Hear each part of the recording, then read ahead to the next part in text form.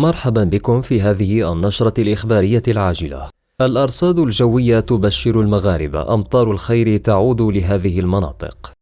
لكن قبل الخوض في هذه التفاصيل لا تنسوا دعمنا بزر لايك والاشتراك في القناة ليصلكم كل جديد. توقع الخبير الحسين عبد رئيس مصلحة التواصل بمديرية الأرصاد الجوية تغيرا في حالة الطقس بالمغرب ابتداء من يوم الخميس المقبل، هطول أمطار في بعض المناطق حيث ستهم بعض السحب شمال غرب البلاد، وستعطي أمطارا في مناطق طنجة، لكوس، الغرب، الريف، السايس وشمال شرق البلاد.